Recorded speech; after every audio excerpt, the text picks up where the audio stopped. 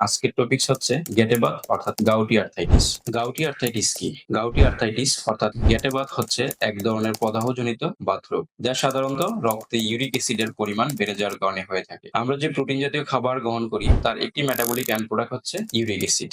যদি রক্তে ইউরিক অ্যাসিডের পরিমাণ বেড়ে যায় তবে তা ক্রিস্টাল আকারে বিভিন্ন জয়েন্টে ডিপোজিট অর্থাৎ জমা হতে পারে। এর ফলশ্রুতিতে জয়েন্টে ফুলে গিয়ে ব্যথার সৃষ্টি হতে পারে, আর এই কন্ডিশনটিকে গাউটি আর্থাইটিস বলা হয়ে থাকে।